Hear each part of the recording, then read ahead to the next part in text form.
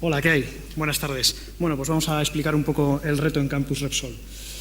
¿Por qué es un reto? Bueno, pues porque supone la construcción de una nueva sede corporativa. Una nueva sede corporativa se construye en grandes empresas pues cada 50 o 70 años. Tenemos esa oportunidad, lo podéis ver en Telefónica con la de 1928. Es un reto porque supone mejorar la eficiencia de trabajo dentro del edificio que se va a proyectar. Es un reto porque permite mejorar la conciliación de los empleados que van a estar trabajando en la sede.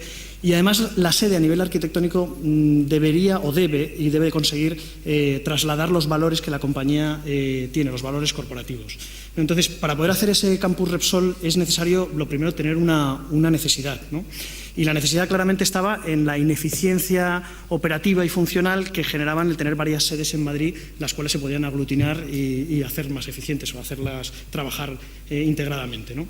Entonces, ¿qué pasaba? Que la dirección corporativa de Repsol había cambiado y ya tenía lanzado este proceso, tenía una torre que había construido y entonces, pues, ¿qué pasaba? ¿Por qué no se utilizaba esto? Pues porque al final los mismos valores corporativos del nuevo equipo directivo no estaban alineados con la cultura que se quería plantear. Entonces, se organizó este cambio de sede de tal manera que la propia operación inmobiliaria se descartó la torre porque sus capacidades no se ceñían como un traje a medida para lo que necesitaba Repsol.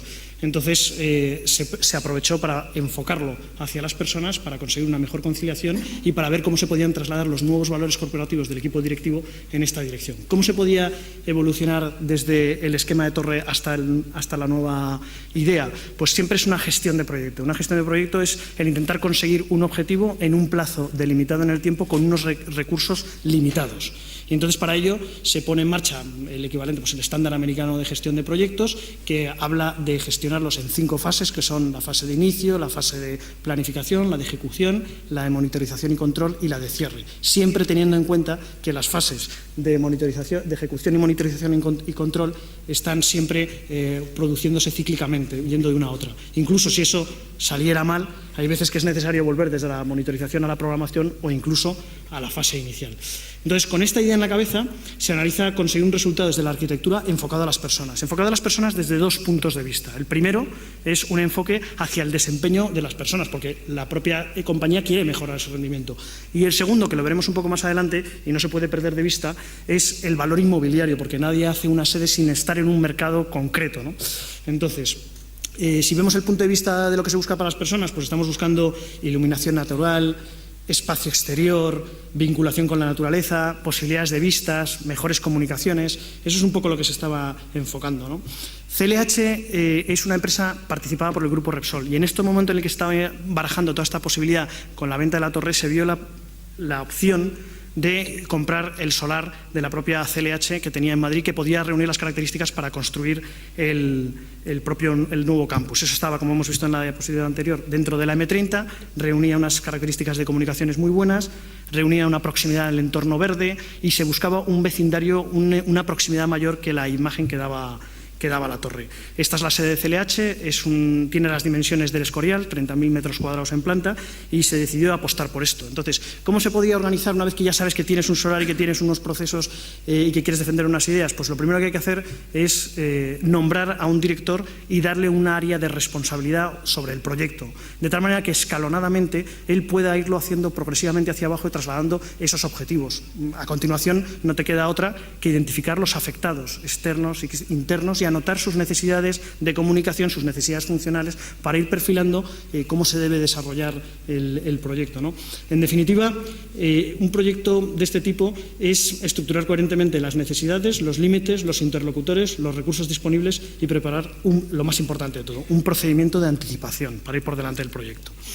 Si os fijáis un poco en esta diapositiva, desde el principio del proyecto analizamos quién podía participar, quién podía estar afectado, lo teníamos todo agrupado y empezamos a desarrollar lo que era un plan funcional. Nos reuníamos con todo el mundo y teníamos un procedimiento de trabajo muy ordenado para identificar las necesidades y fijar cómo se iban recogiendo en el plan funcional, y esto es todo metodología de gestión de proyectos. Cuando esto se desglosa, pues empiezan a salir todos estos interlocutores solo en primera fase, y aquí no están metidos los usuarios. Entonces, cada uno tiene unas necesidades que hay que cumplir, desde el arquitecto, la constructora, la propia propiedad, valga la redundancia, las autoridades, la empresa de proyecto. Entonces, al final, ¿qué pasa? Que teníamos un punto de partida que era lo que había desarrollado hasta el momento CLH, que estaba en un proceso de desarrollo de su propia sede corporativa. Esta era la idea, pero claro, esto le sucedía lo mismo que a la torre de Repsol, que no funcionaba como un traje de medida para Repsol. Y aquí tomamos el segundo objetivo que tenía Repsol, que era defender unos valores inmobiliarios, que su sede funcionara en el mercado, que tuviera una capacidad de dividirse para aceptar empresas pequeñas en caso de tener que venderlas más adelante, y que se ajustara, que tuviera unos espacios con una naturaleza, una proporción entre la fachada, los núcleos, la superficie de planta, y se fue constituyendo estos valores de tal manera que se hicieron bosquejos de cómo podían ser las diferentes organizaciones del modelo inmobiliario de Repsol. Se analizó la calidad de las fachadas, podéis ver fachadas en diferentes modelos, y se iba viendo cuál era de estos modelos el que cumplía requisitos mejores de parking, de estructura, etcétera, hasta ir cerrando un proceso que determinó que el modelo de anillo era el más interesante a desarrollar. Entonces, este es un proyecto que dices, bueno, ¿es un único proyecto? No, y eso es muy importante en la gestión de proyectos. Es un proyecto de proyectos, está entremezclado y hay que delimitar las fronteras. Cuando digo un proyecto de proyectos es que está el propio proyecto arquitectónico, el proyecto de seguridad corporativa, el proyecto de tecnología y comunicaciones, el acondicionamiento interior, que es fundamental porque tiene otro arquitecto, otro presupuesto, y además debe de cumplir con las expectativas de la plantilla. El paisajismo, que es un concurso internacional con otros arquitectos y que se desarrolla dentro de la sede general. Los proyectos de mock-up, fijaros que Repsol llegó a hacer oficinas de 1000 metros cuadrados en Villaverde para probar las mamparas, las sillas, las mesas y coger el input de la plantilla e involucrarla en que la solución que se construyera fuera una solución idónea. Hay otros proyectos que he dejado atrás, pero que están todos entremezclados, ¿no? Claro, cuando ya tienes todo este conjunto, dices, bueno, ¿y ahora cómo empiezo? Pues tienes que identificar un marco general que permita integrar todos los proyectos. Empiezas utilizando el programa general que hace la empresa de Project Management para la sede corporativa y luego vas a ir entrelazando y metiendo los diferentes proyectos, al igual que haces con el presupuesto, pero siempre manteniendo las fronteras para no perderse dentro de la ejecución del mismo. Generamos, por tanto, un primer programa a nivel 1, un programa a nivel 2, lo mismo hacemos con el presupuesto, hasta que llegamos a las licitaciones donde la constructora nos desarrolla el nivel 3 de desarrollo para poder hacer la ejecución con más de 8.000 actividades. Y llegamos a un concepto, que es un concepto que no es un dibujo, sino que tiene un plan de necesidades integrado dentro y que es fundamental. Aquí ya el valor arquitectónico es fundamental, ya tenemos una sección constructiva, y es una sección constructiva que se hace a base de pórticos repetidos, y esos pórticos repetidos tienen unos juegos de oficinas desplazados que van generando terrazas y entradas de luz volcadas a un patio. Esa era una de las partes de los objetivos que se estaban buscando, que hubiera integración con la naturaleza y una convivencia con el entorno. No es una torre, es un edificio bajo en el cual se desarrolla un macrojardín en la zona central y el mayor parking de Madrid, un parking de 60.000 metros cuadrados con 1.800 plazas de aparcamiento. ¿Qué es lo complicado? Que ahora vienen los problemas de la ejecución de la obra, porque claro, el proyecto es proyecto y producto, el producto es la obra. Para hacer el producto teníamos que tener en cuenta las constricciones que tenía el solar, y es que teníamos condenado un lindero por este edificio vecino sin calle, condenado por las vías del tren, condenado por el túnel en la zona verde, y solo teníamos liberado Méndez Álvaro para ejecutar la obra, con lo cual se decidió implantar 6 grúas de diferente tamaño y de gran capacidad portante, y es que os puedo prometer que esta obra se ha hecho con esas 6 grúas, todo, levantamiento de estructura metálica, levantamiento de módulos de fachada que pesan 1.200 kilos, ejecución de todas las instalaciones. Ese ha sido el verdadero reto de la obra. Aquí tenéis un trozo de 10 toneladas de uno de los pórticos que conforman la sección constructiva y que son en total 95. 95 por 10, pues ahí tenéis el número. Entonces, cuando tenemos todo esto en la cabeza y estamos empezando a jugar en serio, pues al final lo que tienes que tener es un proceso de anticipación. Te tienes que anticipar a todo. Para ello tienes que desarrollar un plan de alcance, un plan de costes, un plan de plazos, una planificación de la calidad del proyecto y del producto, que la del producto es la obra y está muy controlada, pero la del proyecto no suele estar tan controlada. La planificación de los recursos humanos, las personas que van a hacer la obra, que aquí han trabajado hasta 1.000 personas y 1.500 personas, pero en el equipo de proyecto hay que controlarlo también. El plan de comunicaciones, el plan de riesgos y la planificación de compras. Y con todo esto, ¿dónde nos metemos? Pues nos metemos en un doble objetivo. Nos falta meter lo que es la experiencia del sector, porque hasta aquí es todo muy teórico, pero aquí es donde entra la empresa de gestión de proyectos, que en nuestro caso pues tiene hasta 100 años de antigüedad y tiene múltiples procedimientos y herramientas de lo que supone el día a día y que se aportan a la compañía Repsol para que la obra se pueda llevar a cabo. La mezcla de estas dos cosas, de los planes y de los activos de la empresa, los procedimientos, generan el plan de ejecución de proyecto, que es el manual de instrucciones de cómo se debe hacer esto, como cuando te compras una maqueta y la quieres construir. Entonces, cuanto mejor hayas hecho eso, más te podrás dedicar al proyecto y no a los problemas del día a día porque los tendrás anticipados. Y será la parte de abajo la que sea clave, la planificación de riesgos. Un buen project manager se ciñe a gestionar los riesgos porque lo demás se supone que lo tiene planificado, ¿no?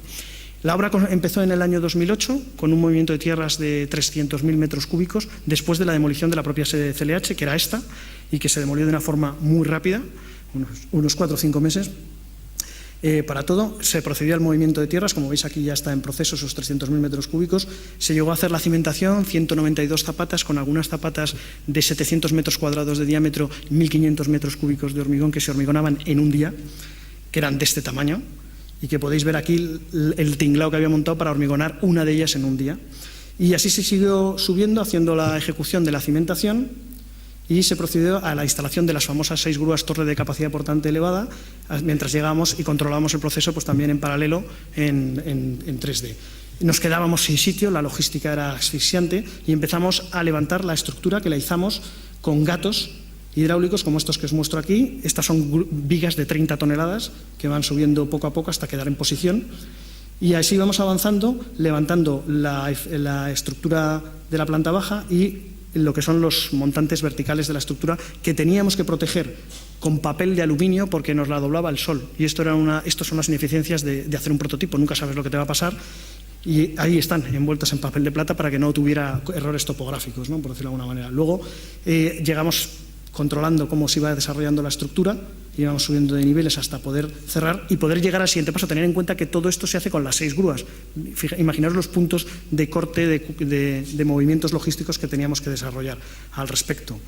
Luego comenzó la ejecución de la fachada, 40.000 metros cuadrados de módulos de 4 metros por 2,90 que pesaban 1.200 kilos cada uno y a distribuirlas por toda la obra con las 6 grúas. Si os fijáis, la capacidad es capaz de coger una PEM de varias toneladas y moverla de sitio porque es que si no, no había manera de ejecutarla. Ahí estuvo el reto. Luego Ignacio explicará también el éxito en materia de seguridad y salud. Así que al final, pues poco a poco fuimos configurando la estructura del edificio, cerrábamos las instalaciones en la parte superior, en las vigas de apoyo, y íbamos colocando ya incluso los paneles solares fotovoltaicos. Me detengo un momento en el paisajismo. Paisajismo, un proyecto de más de 12 millones de euros con 100 árboles a plantar crecidos dentro del campus y a plantar uno por uno con las grúas, con una previsión de que se plantaran con 8 metros de altura y que llegaran a alcanzar en unos 10 años hasta los 12 metros de altura. Fuimos a Holanda, a Italia, etiquetamos todos los árboles y supervisamos durante 5 años cómo se trasplantaban hasta 5 veces para que las raíces pudieran tirar cuando vinieran a España. Así fuimos poco a poco, estos son viveros en Italia y en Holanda, con las dos tipologías. El proyecto en sí mismo era un proyecto alemán que planteaba un jardín en la parte superior y una zona de ágora en la parte inferior, con este tipo de detalles que veis en la imagen. Esta era la imagen de la parte superior, y aquí tenéis cómo van llegando los árboles en el año 2012 y cómo se van colocando con las grúas y van llegando con sus cepellones y cómo se va apoyando sobre una losa con capacidad portante, la del parking, una gran jardinera con 2.000 kilos de capacidad, y se van poniendo uno a uno los 100 árboles para configurar el aspecto del parking, ¿no? Mientras tanto, esto hay que combinarlo con la ejecución de la obra, o sea que es una actividad para dar este resultado, ¿no? A priori, que es tener, en vez de árboles pequeños desde el principio, una idea de árbol ya crecido y plantado en la zona inferior. Es muy importante en Repsol siempre lo que se ha plasmado en una infografía, se ha buscado que tenga un paralelismo en la realidad. Esta es la zona deprimida con la cafetería central, que es uno de los servicios que demandaron los empleados, y estas son imágenes de cómo quedó después. Así que aquí ya es el proceso cerrado, tenéis toda la estructura finalizada y el mantenimiento contemplado. Grúas torre, grúas góndola, capaces de reposicionar todos los vidrios y de hacer la limpieza con capacidad de 14 toneladas. Hay un total de 10 para acceder a todos los puntos del campus, ¿no? Al final, con todo esto, pues tenemos un espacio verde y unos pórticos que están siempre dando luz a las oficinas y que son una manera de hacer permeable la estructura, ¿no? Total, que esa sede que tenía unos valores corporativos y que era transparencia, innovación, tecnología, modernidad, que proyectamos en el año 2007-2008, acabó convirtiéndose en algo bastante fiel. Esto es lo que os decía, hay que perseguir desde nuestro punto de vista que el resultado sea lo que haya querido el cliente. Aquí entramos en la parte que quizás más afecta a este congreso, ¿no?, que es la habilitación interior. Este proyecto no solo requiere otros 50 o 60 millones de euros, otro arquitecto, otro desarrollo, mock-ups en otros sitios para reproducir cómo serán las oficinas, sino que involucra con consultoría a los empleados. Se les pregunta cómo la quieren y se hace un proceso de consultoría amplia para que no exista rechazo a la hora de trasladarse aquí, sino que sea un consenso, ¿no? Es un edificio inteligente porque busca una arquitectura, instalaciones y tecnología para lograr los ambientes más funcionales y satisfactorios para sus ocupantes.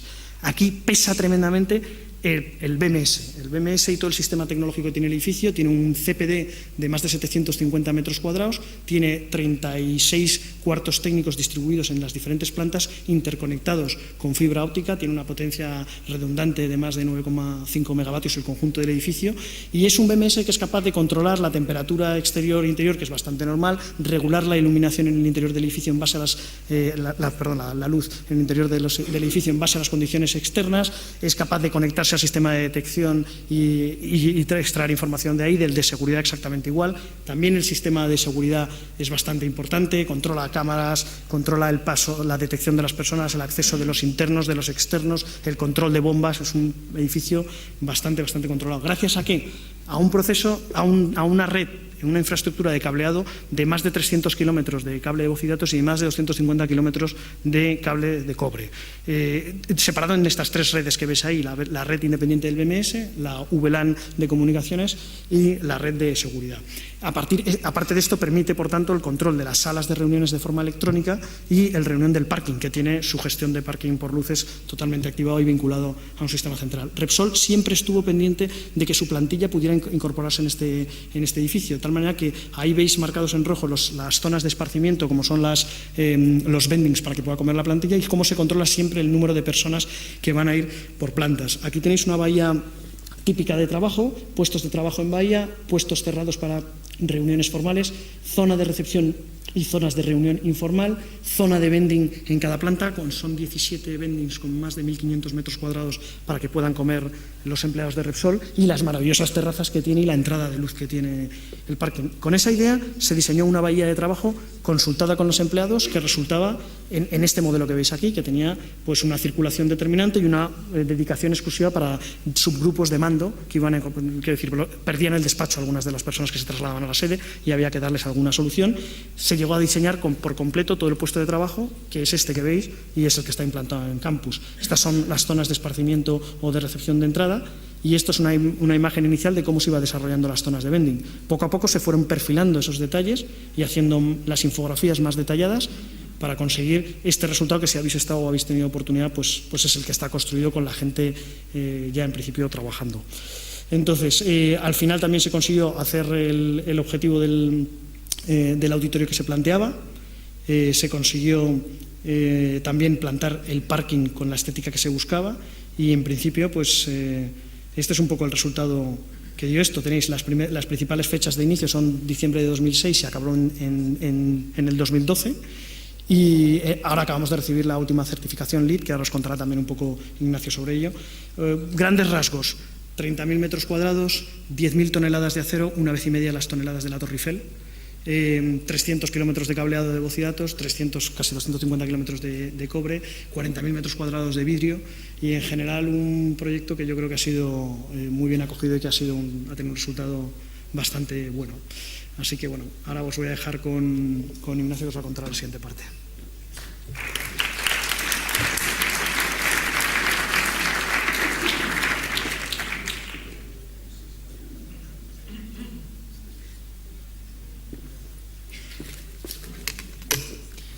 Buenas tardes a todos. Mientras se organiza la presentación, mi nombre es Ignacio Valencia. Actualmente desempeño labores de gestión de los edificios de Repsol en España, y tuve el privilegio de participar en todo el proyecto de construcción del mando.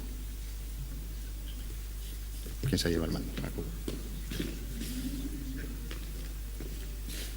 Perdona. Tuve el privilegio de participar en todo el proyecto de construcción por parte de Repsol del campus. Entonces, cuando abordamos en su momento cómo afrontar el proyecto campus, pues podríamos haber hecho una gestión clásica de proyectos, de conseguir algo en tiempo barato y bonito o bueno.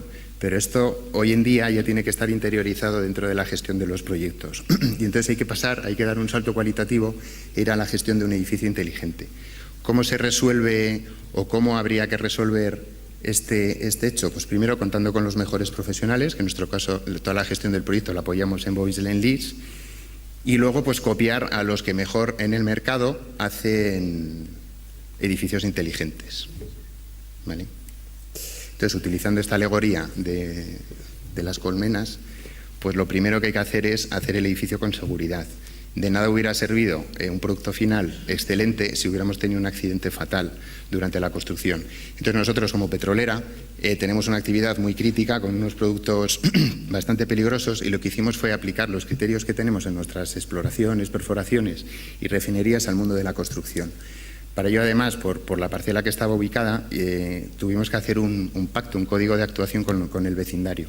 Tuvimos siempre un médico permanente y dos enfermeros, enfermeras durante la obra, y utilizamos lo que nosotros lo llamamos OPS, que son observaciones preventivas de seguridad, que es cualquier actor que hay en la obra participa o intenta minimizar los riesgos a través de comunicaciones al infractor, y luego a través, como si fuera un sistema de calidad, se establecen medidas correctoras.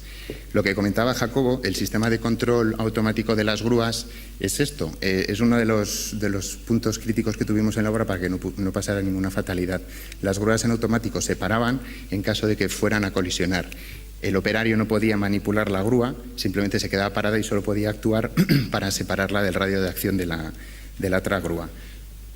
El número total de horas de trabajo que tuvimos fue 4 millones y participaron cerca de 450 empresas. Tuvimos picos de 1.000, 1.100 trabajadores al día. Y el índice de frecuencia que conseguimos, para los que no estéis habituados, el índice de frecuencia mide el número de accidentes con baja por cada millón de horas trabajadas.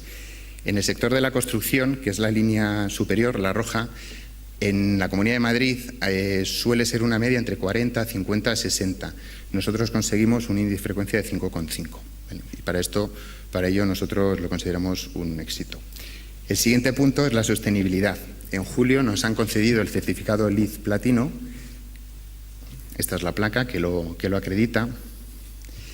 Y es la máxima certificación que hay a nivel de sostenibilidad. La otorga el Consejo de Construcción Verde y es el primer gran edificio de oficinas de estas dimensiones que en España tiene esta certificación, y uno de los primeros de Europa. Hay un edificio en Frankfurt que tiene unas dimensiones mayores, pero bueno, estamos muy bien posicionados. Y consideramos que es un edificio bastante referente en España y que ha cambiado quizá la forma de construir en el mercado de la edificación.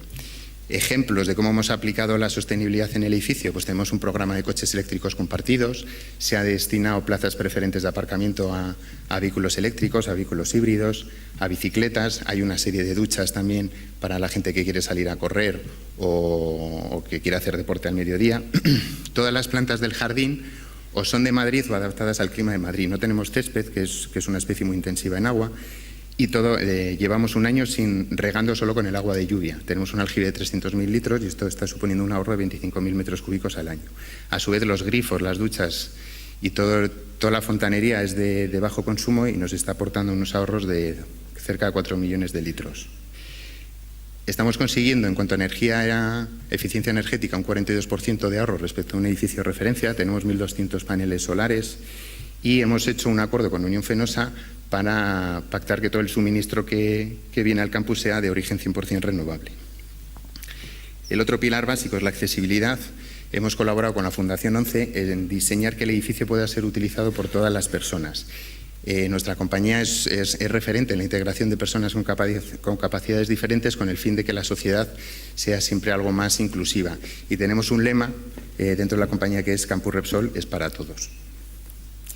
El siguiente, una vez ya con las premisas básicas de los objetivos de seguridad sostenida la accesibilidad, nos teníamos que mover. Nosotros partíamos de 12 edificios ubicados por toda la geografía de Madrid, con un total de 3.800 personas, e hicimos una mudanza que duró 15 fines de semana efectivos. Más o menos el número de cajas fue en torno a 25.000 y cerca de 500.000 kilos fueron los que se transportaron. A la vez, además que se hacía una mudanza parcial, se realizaba un simulacro de evacuación de la zona trasladada. Una vez ya dentro del edificio, pues la interacción entre el empleado y los responsables de facilities es a través de la intranet. Tenemos una ventanilla única que le llamamos Canal Campus, que lo estamos extendiendo a otras sedes tanto del mundo como de España, en el cual el empleado interactúa, pide, solicita, se queja y opina. Y hay un elemento quizá bastante avanzado tecnológicamente, que es la interacción que se tiene en el parking. El parking tiene un sistema de luces, como hay el de Barajas, lo que pasa es que hay algunos empleados tienen plaza asignada, tienen la plaza de color rojo, entonces si no van, yo, por ejemplo, utilizamos el término liberar la plaza, yo he dejado mi plaza en verde para que otro compañero la pueda disponer. Jugamos con una especie de overbooking, hay 1.800 plazas para 2.200 solicitudes, entonces contamos que por vacaciones, por ausencias, esas plazas se van a ocupar. Y por último, la implicación de la organización. Uno de los éxitos para que este proyecto salga bien es incorporar a la empresa dentro del proyecto. Entonces, para ello se seleccionaron a 59 personas que interactuaron como filtro entre el proyecto y el resto de la organización. Todas las decisiones de guardería sí, guardería no, qué tipo de comida, qué tipo de gimnasio, pues pasaban por ellos y se ratificaban. Y por último, lo que llamamos voluntarios, que es un 10% de la plantilla, actuaban como líderes en el proceso de la mudanza ayudando a sus compañeros. Pues estos 6 objetivos, a fin de cuentas, lo que resulta es que es un edificio diseñado para las personas. Y desde aquí me gustaría deciros pues, que Campus es un edificio inteligente, pero quizá con este salto cualitativo es emocionalmente inteligente. Y nada más, muchas gracias por vuestra atención.